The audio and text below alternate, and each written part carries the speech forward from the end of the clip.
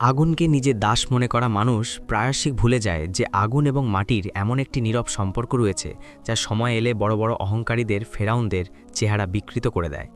জালিম মনে করে যে সে গরিবের প্রতিভাকে কুড়ির দামে কিনে নেবে, কিন্তু সে জানে না যে একজন গরিব কুমোরের চুল্লিতে জ্বলতে থাকা কয়লা একদিন তার অহংকারকে গলিত লাভার মতো পুড়িয়ে ছাই করে দেবে।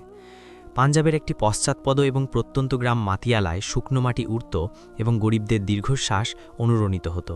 এই গ্রামের একেবারে প্রান্তে, যেখানে পুরনো খালের জল এসে থামত, সেখানে একটি ভাঙাচোরা এবং ধোঁয়ায় কালো হয়ে যাওয়া কুড়েঘর ছিল। এই কুড়েঘরটি ছিল গ্রামের একমাত্র এবং সবচেয়ে পুরনো কুমোর বাবা সেদার। বাবা সেদের বয়স ছিল ৬০ বছরের বেশি। তার জামাকাপড় সবসময় ইটেল মাটিতে মাখা থাকত এবং তার হাত মাটি ছেনে ছেনে এতটাই রুক্ষ ও শক্ত হয়ে গিয়েছিল যেন সে নিজেই কোনো পোড়ামাটির তৈরি। বাবা সেদার দক্ষতার কোনো তুলনা ছিল না। সে যখন তার ছোট্ট চাকায় বা পটার্স উইলে ভেজা মাটি রাখত এবং নিজের হাতে তা ঘোরাত, তখন মাটি তার ইশারায় নেচে সুন্দর সুন্দর বাটি, কলসি এবং সুরাইয়ে পরিণত হতো। এই কুড়েঘরের পেছনের অংশে কাঁচা ইট এবং কাদা দিয়ে তৈরি বাবা সেদার একটি পুরনো চুল্লি ছিল, যেখানে সে তার পাত্রগুলোকে আগুনের তাপে পুড়িয়ে শক্ত করত। বাবা সেদার জীবনে এই চাকা এবং তার অসুস্থ স্ত্রী জয়নব ছাড়া আর কেউ ছিল না। জয়নব গত কয়েক মাস ধরে বুকে তীব্র ব্যথা এবং হাঁপানিতে ভুগে বিছানায় শুয়ে কাঁচতে থাকত। বাবা সেদা সারাদিন মাটির পাত্র তৈরি করত, সেগুলো কাছের শহরে বিক্রি করত এবং সেই টাকা দিয়ে কোনো মতে দুবেলার খাবার ও জয়নবের সামান্য ওষুধের ব্যবস্থা করতে পারত। দারিদ্র্য এই স্বামী স্ত্রীর কোমর ভেঙে দিয়েছিল। কিন্তু তারা দুজনেই আল্লাহর প্রতি কৃতজ্ঞ ছিল। কিন্তু এই এলাকার শান্তি ও নিরাপত্তা একজন রক্তপিপাসু ও নিষ্ঠুর রাজকীয় কোষাধ্যক্ষ মালিক শের আলমের বুটের তলায় পৃষ্ঠ হচ্ছিল। মালিক শের আলমকে রাজা এলাকার গরিব কৃষকদের কাছ থেকে খাজনা আদায়ের জন্য নিযুক্ত করেছিলেন। কিন্তু এই লোকটি লোভে এতটাই অন্ধ হয়ে গিয়েছিল যে সে কৃষকদের কাছ থেকে তাদের সোনা, রূপো এবং পশু জোরপূর্বক ছিনিয়ে নিত এবং রাজার কোষাগারে জমা দেওয়ার বদলে নিজের প্রাসাদের গোপন বেসমেন্টে জমিয়ে রাখত। কিছুদিন ধরে রাজার দপ্তরে শের আলমের দুর্নীতির খবর পৌঁছে গিয়েছিল এবং রাজকীয় অডিটররা হঠাৎ করে হানা দিতে আসছিল। শের আলম ভয় পেয়ে গেল। তার কাছে মন মন লুট করা সোনা এবং গয়না ছিল, যেগুলোর ওপর বিভিন্ন পরিবার এবং রাজদরবারের মোহর লাগানো ছিল। যদি সেই সোনা ওই অবস্থায় ধরা পড়ত, তবে শের আলমের গর্দান যাওয়ার নিশ্চিত ছিল। তার এমন একজন দক্ষ কারিগরের প্রয়োজন ছিল যে এই সোনা গলিয়ে এর মোহরগুলো মুছে দেবে এবং সেগুলোকে মাটির পাত্র বা সাধারণ ডেলার আকার দিয়ে লুকিয়ে ফেলবে, যাতে কারও সন্দেহ না হয়। এই শয়তানি কাজের জন্য পুরো এলাকায় বাবা সেদা কোমরের সেই পুরনো চুল্লিটি তার কাছে সবচেয়ে নিরাপদ জায়গা বলে মনে হলো, কারণ সেখান থেকে ধোঁয়া ওঠা খুব সাধারণ ব্যাপার ছিল। এক অন্ধকার এবং ঠান্ডা রাতে যখন বাবা সেদা তার অসুস্থ স্ত্রীর শিয়রে বসে তাকে জল খাওয়াচ্ছিল, তখন কুড়েঘরের দরজায় এত জোরে লাথি পড়ল যে দরজা ভেঙে ভেতরে এসে পড়ল। মালিক শের আলম তার ৩ নির্দয় এবং সশস্ত্র সাঙ্গপাঙ্গ নিয়ে ভেতরে প্রবেশ করল। তাদের হাতে চামড়ার ভারী বস্তা ছিল, যার ভেতরে সোনা ঝনঝন করছিল। বাবা সেদা ঘাবড়ে গিয়ে উঠে দাঁড়াল। কোষাধ্যক্ষ সাহেব, আপনি এই গরিবের কুটিরে রাতের বেলা? শের আলম অবজ্ঞার সাথেই ভাঙা কুড়েঘরটির দিকে তাকালো এবং নিজের তলোয়ারের ডগা সোজা বাবা সেদার গলায় রাখল। ওহে বুড়ো, তুই তো মাটিকে আগুনে পুড়িয়ে পাথর বানাতে জানিস, তাই না? আজ তোর এই চুল্লিতে মাটি নয়, সোনা পুড়বে। তার সাঙ্গপাঙ্গরা সেই ভারী বস্তাগুলো মাটিতে ফেলে দিল, যা থেকে সোনার দামি গয়না এবং মুদ্রা বাইরে ছিটকে পড়ল। এই সোনা! বাবা সেদা কাঁপতে লাগল। হুজুর, আমি তো একজন গরিব কুমোর। আমার চুল্লি তো মাটির পাত্রের জন্য। সোনা গলানোর তাপ অনেক বেশি হয়, আমার চুল্লি ফেটে যাবে। দোহাই আপনার, আমাকে এই হারাম মালে জড়াবেন না। রাজা জানতে পারলে আমাকে টুকরো টুকরো করে ফেলবে। বাবা সেদা হাত জোড় করল। রাজা তো তখন জানতে পারবে যখন তুই বেঁচে থাকবি। শের আলম এক শয়তানি হাসি হাসল। সে তার এক সাঙ্গপাঙ্গকে ইশারা করল। লোকটি বিছানায় কাশতে থাকা জয়নবের চুল ধরে তাকে টেনে হিঁচড়ে মাটিতে ফেলে দিল। জয়নব ব্যথায় চিৎকার করে উঠল এবং বাবা সেদা ছটপট করে এগিয়ে গেল, কিন্তু শের আলম তাকে সজোরে লাথি মেরে ফেলে দিল। তোর এই বুড়ির প্রাণ আমার হাতে। যদি কাল সূর্য ওঠার আগে তুই এই সমস্ত সোনা আমার ইচ্ছামতো গলিয়ে মাটির পাত্রে লুকিয়ে না রাখিস, তবে আমি তোর স্ত্রীকে তোর সামনে জবাই করব এবং তোকে জ্যান্ত এই চুল্লিতে ফেলে দেব। জালিমের গলায় মৃত্যু নাচছিল। বাবা সেদা অসহায়ভাবে মাটিতে পড়ে কাঁদছিল। সে জানত যে শের আলম কাজ শেষ হওয়ার পরও তাদের বাঁচিয়ে রাখবে না, কারণ তারা তার গোপন কথা জেনে গেছে। বাবা সেদার কাছে কোনো অস্ত্র ছিল না, কিন্তু তার কাছে মাটি ও আগুনের সেই গভীর বৈজ্ঞানিক জ্ঞান, থার্মোডাইনামিক্স ছিল, যা সে গত 50 বছর ধরে ব্যবহার করে আসছিল। সে চোখের জল মুছল, ধীরে ধীরে উঠে দাঁড়ালো এবং সোনার বস্তাগুলো তুলে কুড়ে ঘরের পেছনের দিকে তার সেই কাঁচা চুল্লির দিকে পা বাড়ালো। শের আলম এবং তার লোকেরা তলোয়ার উঁচিয়ে তার পেছনে ছিল। বাবা সেদা চুল্লিতে কয়লা দিল এবং আগুন জ্বালিয়ে দিল। সে সোনা গলানোর প্রস্তুতি নিতে লাগল। শের আলম লোভী চোখে এই আগুন দেখছিল। সে জানত না যে চুল্লির একটি অনেক বড় বৈজ্ঞানিক নীতি আছে। যদি চুল্লির ভেতরের তাপমাত্রা অত্যন্ত বাড়িয়ে দেওয়া হয়, কিন্তু তার গ্যাস এবং ধোঁয়া বেরোনোর ছিদ্রগুলো বিশেষ উপায়ে বন্ধ করে দেওয়া হয়, তবে ভেতরে থাকা গ্যাসের চাপ একটি বোমার আকার ধারণ করে, যা যে কোনো সময় এক ভয়ানক বিস্ফোরণের মাধ্যমে ফেটে যেতে পারে। বাবা সেদা কয়লা দেওয়ার ফাঁকে চুপি চুপি এঁটেল মাটি এবং জলের একটি ঘন প্রলেপ তৈরি করে নিয়েছিল। এই দুর্বল ও বৃদ্ধ কুমোর কি এই নিষ্ঠুর কোষাধ্যক্ষের অহংকারকে সেই সোনার গরম লাভায় গলাতে পারবে? মৃত্যুর এই নীরব জাল কিভাবে পাতা হতে চলেছিল? শীতল রাতের এই ভয়ানক নিস্তব্ধতায় বাবা সেদার কুড়েঘরের পেছনে একটি আচাপ জ্বলছিল। পুরনো এবং কাদা দিয়ে তৈরি এই চুল্লির ভেতর কয়লাগুলো জ্বলন্ত আংড়ায় পরিণত হয়েছিল। চুল্লির হলুদ এবং কমলা আলো বাবা সেদার বলিরেখাযুক্ত মুখের ওপর পড়ছিল, যেখানে ঘামের বিন্দুগুলো মুক্তোর মতো জলজল করছিল। তার ঠিক পেছনে মালিক শের আলম কোষাধ্যক্ষ নিজের তলোয়ারে ভর দিয়ে বসেছিল, এবং তার লালসাপূর্ণ দৃষ্টি সেই সোনার ওপর আটকে ছিল, যা বাবা সেদা গলানোর জন্য মাটির একটি বড় পাত্রে ঢালছিল। তাড়াতাড়ি হাত চালাও বুড়ো, আমার কাছে সারা রাত সময় নেই। যদি সকালের মধ্যে এই সোনা গলে মাটির আকার না নেয়, তবে তোর বুড়ির কাটা মাথাই চুল্লির প্রথম খাবার হবে। শের আলম গর্জন করে বলল, এবং জয়নবের দিকে সজোরে একটি লাথি মারল, যে এক কোণে দড়ি দিয়ে বাঁধা অবস্থায় কাশির চোটে নিস্তেজ হয়ে পড়েছিল। বাবা সেদার বুক ফেটে কান্না আসছিল, কিন্তু সে তার দৃষ্টি চুল্লির জ্বলন্ত কয়লার উপর স্থির রাখল। বাবা সেদা জানত যে সোনা গলাতে সাধারণ মাটির পাত্রের আগুনের চেয়ে বহুগুণ বেশি তাপমাত্রা প্রয়োজন হয়। চুল্লির গঠন কিছুটা এমন ছিল যে এর ওপরে এবং পাশে ধোঁয়া ও গ্যাস বেরোনোর জন্য ছোট ছোট ছিদ্র তৈরি করা ছিল। যখন আগুন তীব্র হয়, তখন ভেতরে থাকা কার্বন মনোক্সাইড এবং অন্যান্য বিপজ্জনক গ্যাস এই ছিদ্রগুলোর মাধ্যমেই বাইরে বেরিয়ে আসে, যাতে ভেতরের চাপ ভারসাম্যপূর্ণ থাকে। বাবা সেদা একটি গভীর দীর্ঘশ্বাস নিল এবং নিজের নীরব মৃত্যুর ফাঁদ পাতা শুরু করল। সে ঘন এবং এঁটেল মাটির একটি বিশেষ এবং অত্যন্ত ঘন প্রলেপ তৈরি করল। এটি এমন একটি মাটি ছিল যা আগুনের তাপ পেলেই পাথরের চেয়েও বেশি শক্ত হয়ে যেত। যখন শের আলম তার সাঙ্গপাঙ্গদের সাথে সোনা গুনতে এবং তা বস্তা থেকে বের করতে ব্যস্ত ছিল, বাবা সেদা অত্যন্ত চালাকি ও নিঃশব্দে সেই ভেজা মাটি চুল্লির সমস্ত বাতাস বেরোনোর ছিদ্রগুলোর ওপর ভেতরের দিক থেকে লেপে দিতে শুরু করল। সে ওই ছিদ্রগুলোকে পুরোপুরি সিল করে দিল এবং শুধুমাত্র সামনের দিকের একটি ছোট দরজা খোলা রাখল, যেখান দিয়ে সে কয়লা ভেতরে দিচ্ছিল। এটি একটি এমন বৈজ্ঞানিক পদ্ধতি ছিল যার ফলে চুল্লি একটি প্রেশার কুকার বা টাইম বোমায় পরিণত হচ্ছিল। যেমন যেমন তাপমাত্রা বাড়বে, ভেতরে থাকা গ্যাসগুলোর বাইরে বেরোনোর কোনো রাস্তা থাকবে না, এবং সেই গ্যাস চুল্লির দেওয়ালের ওপর অত্যন্ত তীব্র চাপ সৃষ্টি করতে শুরু করবে। এই সোনা ভেতরে রাখ, শের আলো নির্দেশ দিল। বাবা সেদা কাপা কাপা হাতে সোনার গয়না এবং মুদ্রায় ভর্তি সেই বড় পাত্রটি চুল্লির একেবারে মাঝখানে রাখল, যেখানে আগুন সবচেয়ে তীব্র ছিল। শের আলমের চোখে লোভের নাচ শুরু হয়ে গেল। দেখো, রাজার সমস্ত ধনসম্পদ এখন আমার। আমি এই গলিত সোনা দিয়ে নতুন ইট বানাবো, যার ওপর আমার মোহর থাকবে। কালকের পর আমি এই সাম্রাজ্যের সবচেয়ে ধনী ব্যক্তি হব। বাবা সেদা নিঃশব্দে চুল্লির সামনের ছোট দরজাটি লোহা এবং মাটির চাদর দিয়ে বন্ধ করে দিল, এবং সেটিকেও ধার দিয়ে ভেজা মাটি লাগিয়ে অস্থায়ীভাবে সিল করে দিল। এবার চুল্লির ভেতরে সোনা গলতে শুরু করেছিল। কয়লার উত্তাপ এতটাই তীব্র হয়ে উঠেছিল যে চুল্লির বাইরে দাঁড়িয়ে থাকা লোকেদের মুখও গরমে জ্বলতে শুরু করেছিল। সময় বয়ে যাচ্ছিল। 1 ঘন্টা, 2 ঘন্টা। চুল্লির ভেতর গ্যাসের চাপ তার সবচেয়ে ভয়ানক পর্যায়ে প্রবেশ করেছিল। বাবা সেদা, যে চুল্লির দেওয়াল ছুঁয়ে ভেতরের অবস্থা বুঝতে পারত, সে অনুভব করতে পারল যে চুল্লির কাঁচা ইটগুলো এবার ভেতরের গ্যাসের চাপে যে কোনো মুহূর্তে ফেটে যেতে পারে। ওই সোনা, যা ভেতরে গলে একটি ফুটন্ত হলুদ লাভায় পরিণত হয়েছিল, তা এখন কেবল একটি বিস্ফোরণের দূরত্বে ছিল। সময় শেষ হয়ে আসছে বুড়ো, খোল এই দরজা এবং আমাকে দেখা যে সোনা গলেছে কিনা। শের আলম অধৈর্য হয়ে চিৎকার করে বলল। সে লোভে এতটাই অন্ধ হয়ে গিয়েছিল যে চুল্লি থেকে আসা সেই হালকা শীষ দেবার মতো শব্দের দিকে তার কোনো ভ্রুক্ষেপ ছিল না, যা ভেতরে তৈরি হওয়া প্রচণ্ড চাপের ইঙ্গিত দিচ্ছিল। বাবা সেদা পিছিয়ে গিয়ে হাত জোড় করল।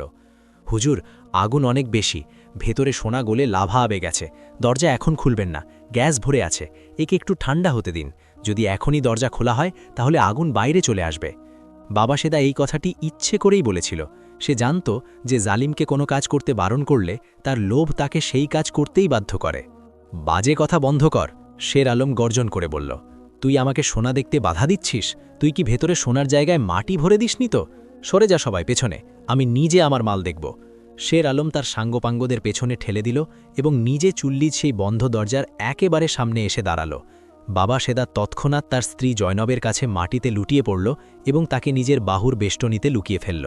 শের আলম তার হাতে ধরা তলোয়ারের ডগা দিয়ে চুল্লির সেই গরম এবং মাটি দিয়ে সিল করা দরজাটিতে জোরে খোঁচা দিল। লোভ তাকে অন্ধ করে দিয়েছিল। সে ভেতরে থাকা ফুটন্ত সোনা দেখার জন্য মরিয়া হয়ে উঠেছিল। সে দরজার ধার ধরে সেটিকে পুরো শক্তি দিয়ে নিজের দিকে টানল। চুল্লি, যার সমস্ত ছিদ্র বন্ধ ছিল এবং ভেতরে গ্যাসের একটি অত্যন্ত ভয়ানক চাপ জমা হয়ে গিয়েছিল, সেটি হঠাৎ বাতাস বেরোনোর একটি পথ পেল। ব্যাকড্রাফট 1 সেকেন্ডেরও কম সময়ের মধ্যে চুল্লির ভেতরে এক ভয়ানক বিস্ফোরণ ঘটিয়ে দিল। বুম! একটি হৃদয় বিদারক আওয়াজ রাতের অন্ধকারে প্রতিধ্বনিত হল। চুল্লির কাঁচা ও পাকা ইটগুলো, যেগুলো আগে থেকেই চাপে ফাটার উপক্রম হয়েছিল, একটি বোমার মতো চারদিকে ছড়িয়ে পড়ল। কিন্তু সবচেয়ে ভয়ানক দৃশ্য ছিল সেই লোহার দরজার ঠিক সামনে। বিস্ফোরণের প্রচণ্ড চাপ চুল্লির ঠিক মাঝখানে রাখা সেই মাটির পাত্রটিকে উড়িয়ে দিয়েছিল, যার ভেতরে সোনা গলে হলুদ এবং ফুটন্ত লাভা হয়ে গিয়েছিল। শের আলম, যে দরজা খুলে ভেতরে উঁকি দেওয়ার জন্য একেবারে সামনে দাঁড়িয়েছিল, সে পালানোর, চিৎকার করার বা পিছিয়ে যাওয়ার এক মুহূর্তেরও অবকাশও পেল না। বিস্ফোরণের শক্তিতে সেই গলিত ফুটন্ত সোনার লাভা সোজা একটি তীক্ষ্ণ ধারের মতো শের আলমের মুখ এবং বুকে এসে পড়ল। এক অত্যন্ত ভয়ানক এবং হৃদয় বিদারক চিৎকার আকাশ কাঁপিয়ে দিল। আহ! আমার চোখ, আমার মুখ! শের আলম তার 2 হাত মুখের উপর রাখল, কিন্তু ফুটন্ত সোনার তাপমাত্রা প্রায় এত বেশি ছিল যে তা শের আলমের চামড়াকে কয়েক সেকেন্ডের মধ্যে পুড়িয়ে হাড় পর্যন্ত পৌঁছে দিয়েছিল। যে সোনার জন্য সে গরিব কৃষকদের রক্ত চুষেছিল, বিধবাদের গয়না কেড়ে নিয়েছিল এবং যার নেশায় সে আজ এক গরিব কুমোরের স্ত্রীকে জবাই করার হুমকি দিয়েছিল, আজ সেই সোনাই তার মুখের কফন হয়ে গিয়েছিল। গলিত সোনা তার চোখে ঢুকে গিয়েছিল, তাকে চিরকালের জন্য অন্ধ করে দিয়েছিল। সে ছটপট করতে করতে মাটিতে পড়ে গেল এবং পাগলের মতো মাটিতে গড়াগড়ি খেতে লাগল। বাঁচাও আমাকে, জ্বলছি আমি, আমার সোনা আমাকে খাচ্ছে। শের আলমের কণ্ঠস্বর এখন কোনো জন্তুর আর্তনাদে পরিণত হয়েছিল। বিস্ফোরণের তীব্রতায় শের আলমের সেই 3 সশস্ত্র সাঙ্গপাঙ্গ যারা পেছনে দাঁড়িয়েছিল, তারাও জ্বলন্ত ইট ও কয়লার কবলে পড়ে দূরে ছিটকে পড়েছিল। তাদের পোশাকে আগুন ধরে গিয়েছিল এবং তারা নিজেদের প্রাণ বাঁচাতে সেখান থেকে অন্ধের মতো পালিয়ে গেল। তাদের নিজের মনিবের কোনো পরোয়া ছিল না, কারণ যেখানে মৃত্যুর আসর বসে সেখানে লোভের সম্পর্ক সাথে সাথেই ভেঙে যায়। কুড়েঘরের পেছনের অংশটি এখন ধ্বংসস্তূপে পরিণত হয়েছিল। ধোঁয়া এবং কয়লার ছাই চারদিকে উঠছিল। বাবা সেদা ধীরে ধীরে মাটি থেকে উঠল। তার কাপড় মাটি এবং ছাইয়ে মাখামাখি ছিল, কিন্তু সে এবং তার স্ত্রী জয়নব বিস্ফোরণে কোনো আঘাত পায়নি, কারণ তারা মাটিতে শুয়ে পড়েছিল এবং বিস্ফোরণের পুরো দিকটা ছিল দরজার দিকে, অর্থাৎ শের আলমের দিকে। বাবা সেদা কাশতে থাকা জয়নবকে ধরে বসালো এবং তারপর ধীরে ধীরে হেঁটে সেই ধ্বংসস্তূপের কাছে এলো, যেখানে শের আলম পড়ে ছটফট করছিল। শের আলমের মুখ এখন আর চেনা যাচ্ছিল না। তার মুখ এবং বুকে সোনা জমে পাথর হয়ে গিয়েছিল, যা তার মাংসের সাথে আটকে গিয়েছিল।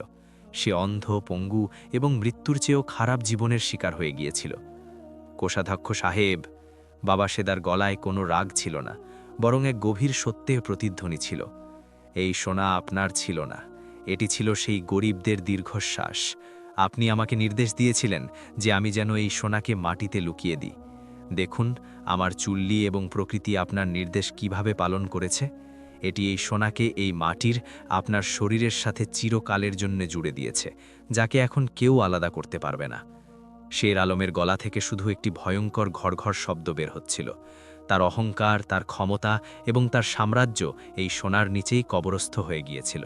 এরই মধ্যে বিস্ফোরণের এত বিকট শব্দ শুনে পুরো গ্রামের মানুষ জেগে উঠেছিল। দূর থেকে মশাল জ্বলতে দেখা যাচ্ছিল এবং মানুষের ভিড় বাবা সেদা কুড়েঘরের দিকে ছুটে আসছিল। আর সবচেয়ে বড় কথা হলো রাজার সেই রাজকীয় অডিটর মহাতাসিব, যাদের ভয়ে শের আলম সোনা গলাতে এসেছিল, তারাও কাছের শহরে উপস্থিত ছিল এবং বিস্ফোরণের আওয়াজ শুনে তারাও এই দিকে রওনা দিয়েছিল। গ্রামবাসী এবং রাজকীয় কর্মকর্তারা কি এই দৃশ্য দেখে বাবা সেদাকে এই জালিমের খুনের অভিযোগে গ্রেপ্তার করবে, নাকি প্রকৃতির চূড়ান্ত সিদ্ধান্ত এই গরিব কুমোরের দক্ষতা এবং তার সততাকে এমন কোনো পুরস্কার দিতে চলেছে যা তার এবং জয়নবের বাকি জীবন সুন্দর করে তুলবে? বিস্ফোরণের প্রতিধ্বনি পুরো মাতিয়ালা গ্রামকে জাগিয়ে দিয়েছিল। কালো রাতের অন্ধকারে মশালের হলুদ আলোর এক বন্যা বাবা সেদার কুড়েঘরের দিকে ধেয়ে আসছিল। গ্রামের পুরুষ, মহিলা এবং শিশু সবাই ভয়ে ও বিস্ময়ে ছুটে আসছিল। যখন তারা কুড়েঘরের পেছনে পৌঁছাল, তখন সেখানকার দৃশ্য দেখে তাদের পা মাটিতে গেঁথে গেল। পুরো চুল্লি ছাই আর ধ্বংসস্তূপে পরিণত হয়েছিল। জায়গায় জায়গায় কয়লা জ্বলছিল এবং সেই কয়লার মাঝে মাটিতে লুটোপুটি খাচ্ছিল এমন একজন ব্যক্তি, যার মুখ ও বুক গলিত সোনা জমে যাওয়ার কারণে অত্যন্ত ভয়ানক রূপ ধারণ করেছিল। এ অন্য কেউ নয়, বরং পুরো এলাকার সবচেয়ে ভয়ানক এবং নিষ্ঠুর রাজকীয় কোষাধ্যক্ষ মালিক শের আলম ছিল। তার ছটফটানি ও আর্তনাদের আওয়াজ এমন ছিল যেন কোনো জাহান্নামের কয়েদির। গ্রামের মানুষ ভয়ে পিছিয়ে গেল। কেউ শের আলমের কাছে যাওয়ার সাহস করছিল না। বাবা সেদা তার অসুস্থ স্ত্রী জয়নবকে ধরে এক কোণে চুপচাপ দাঁড়িয়েছিল। তার জামাকাপড় মাটি ও ছাইয়ে মাখা ছিল, কিন্তু তার চেহারায় এক অদ্ভুত প্রশান্তি ছিল। সেই প্রশান্তি যা জালিমের পতনের পর মজলুমের হৃদয়ে নেমে আসে। এরই মধ্যে ঘোড়ার খুরের দ্রুত শব্দ শোনা গেল এবং রাজার রাজকীয় অডিটর ও সৈন্যদের একটি দল, যারা কাছের শহরে উপস্থিত ছিল, সেখানে এসে পৌঁছাগ। দলের সেনাপতি সর্দার তারিক ঘোড়া থেকে নামলেন। যখন তিনি মাটিতে পড়ে থাকা সেই সোনায় মোড়ানো লোকটিকে দেখলেন, তখন তিনি হতবাক হয়ে গেলেন। শের আলমের সেই রেশমি পোশাক এবং তার তলোয়ার চিনতে তার দেরি হল না। এ তো মালিক শের আলম। এর এই অবস্থা কে করেছে? সর্দার তারিক তলোয়ারে হাত রেখে ভিড়ের কাছে জানতে চাইলেন। বাবা সেদা ধীরে ধীরে এগিয়ে এলো। সে হাত জোর করে বলল, সর্দার সাহেব, আমি গ্রামের একজন গরিব কুমোর। এই কোষাধ্যক্ষ আজ রাতে তার সাঙ্গপাঙ্গদের নিয়ে আমার কুড়ে ঘরে ঢুকে পড়েছিল। এর কাছে বস্তায় ভরা সেই সোনা ছিল যা সে গরিবদের কাছ থেকে লুট করেছিল।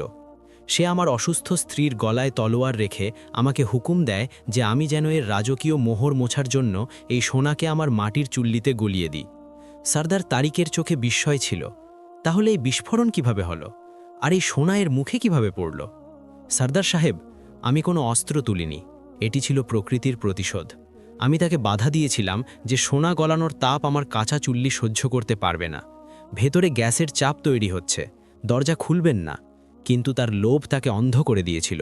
সে আমার সতর্কবার্তাকে মিথ্যা ভেবেছিল এবং নিজে জোরপূর্বক চুল্লির দরজা খুলে দিয়েছিল। ভেতরের গ্যাস ফেটে যায় এবং ওই সমস্ত সোনা, যাকে সে নিজের সাম্রাজ্য মনে করছিল, তা সোজা তার মুখে এসে পড়ে। আগুন এবং মাটি তার অহংকারের হিসাব চুকিয়ে দিয়েছে। সর্দার তারিক এবং তার সেনা কর্মকর্তারা যখন ধ্বংসস্তূপটি পরীক্ষা করলেন, তখন তারা সেখানে শের আলমের আনা সোনার সেই থলেগুলো এবং আরও কিছু গয়না পেয়ে গেলেন, যেগুলো বিস্ফোরণ থেকে বেঁচে গিয়েছিল। এই সব কিছুর ওপর রাজদরবার এবং বিভিন্ন কৃষকের মোহর উপস্থিত ছিল।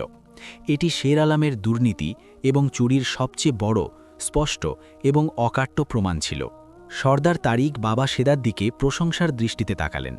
বাবা সেদা, তুমি শুধু নিজের প্রাণই বাঁচাওনি, বরং সাম্রাজ্যের সবচেয়ে বড় বিশ্বাসঘাতক ও জালিমকে তার নিজেরই জালে ফাঁসিয়ে রাজার অনেক বড় সেবা করেছ।